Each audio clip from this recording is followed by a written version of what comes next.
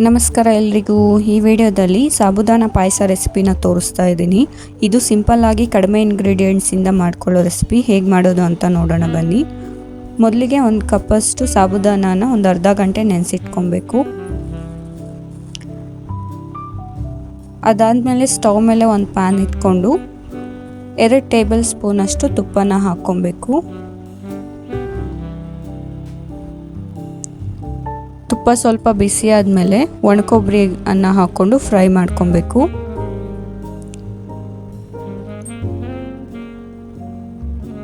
ಮೊದಲು ಒಣಕೊಬ್ಬರಿಯನ್ನು ಚೆನ್ನಾಗಿ ಫ್ರೈ ಮಾಡಿಕೊಂಡು ಎತ್ತು ಸೈಡ್ಗೆ ಇಟ್ಕೊಬೇಕು.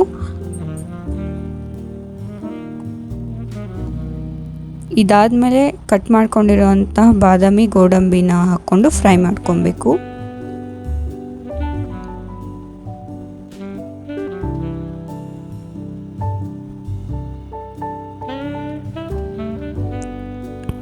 ಇದಿಷ್ಟು ಚೆನ್ನಾಗಿ ಫ್ರೈ ಆದಮೇಲೆ ಒಣದ್ರಾಕ್ಷಿಯನ್ನು ಸೇರಿಸ್ಕೊಂಡು ಫ್ರೈ ಮಾಡ್ಕೊಬೇಕು. ಇದಿಷ್ಟನ್ನು ಚೆನ್ನಾಗಿ ಫ್ರೈ ಮಾಡಿಕೊಂಡು ಸೈಡ್ಗೆ ಎತ್ತಿಟ್ಕೊಬೇಕು.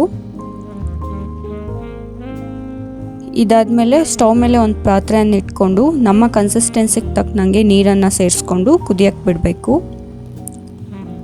ನೀರು ಸ್ವಲ್ಪ ಬಿಸಿ ಆದಮೇಲೆ 1 ಟೇಬಲ್ ಸ್ಪೂನಷ್ಟು ತುಪ್ಪನ ಸೇರಿಸ್ಕೊಬೇಕು. ಈ ಟೈಮಲ್ಲಿ ತುಪ್ಪ ಸೇರಿಸ್ಕೊಳ್ಳೋದ್ರಿಂದ ಸಾಬುದಾನ ಒಂದಕ್ಕೊಂದು ಅಂಟ್ಕೊಳ್ದೆ ಚೆನ್ನಾಗಿ ಬೇಯುತ್ತೆ.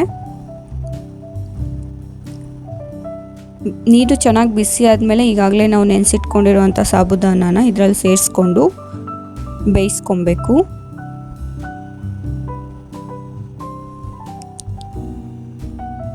ಅದಷ್ಟು ಹಾಕ್ಕೊಂಡಾದ್ಮೇಲೆ ಚೆನ್ನಾಗಿ ಬೇಯಿಸ್ಕೊಳ್ತಾ ಇರಬೇಕು, ಬೇಯಿಸ್ಕೊತಿರ್ಬೇಕು.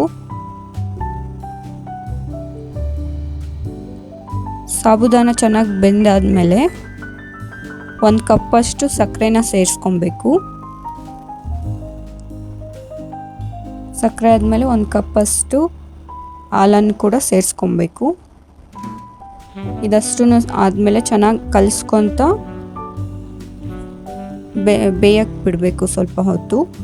ಸಾಬುದಾನ ಅನ್ನೋದು ಸ್ವಲ್ಪ ಟ್ರಾನ್ಸ್ಪರೆಂಟ್ ಅಂತ ಅನಿಸಿದಾಗ ಚೆನ್ನಾಗಿ ಬೆಂದಿರುತ್ತೆ. ಈ ಟೈಮಲ್ಲಿ ನಾವು ಸ್ಟವ್ ಆಫ್ ಮಾಡಿಕೊಂಡು ಈಗಾಗಲೇ ನಾವು ಫ್ರೈ ಮಾಡಿ ಇಟ್ಕೊಂಡಿರೋಂತಹ ಡ್ರೈ ಫ್ರೂಟ್ಸ್ನೆಲ್ಲ ಇದರಲ್ಲಿ ಹಾಕ್ಕೊಂಡು ಮಿಕ್ಸ್ ಮಾಡಿಕೊಂಡ್ರೆ ತುಂಬ ಟೇಸ್ಟಿಯಾಗಿರೋ ಸಾಬುದಾನ ಪಾಯಸ ರೆಡಿ ಆಗುತ್ತೆ. ಈ ಪಾಯಸ ತುಂಬ ಸಿಂಪಲ್ಲಾಗಿ ಮಾಡ್ಕೋಬೋದು. ಒಂದು ಸಲ ಟ್ರೈ ಮಾಡಿ. ಇದು ಹೆಲ್ದಿ ವರ್ಷನ್ ಕೂಡ.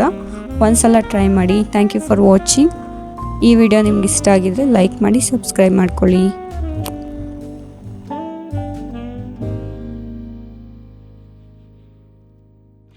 Mm-hmm.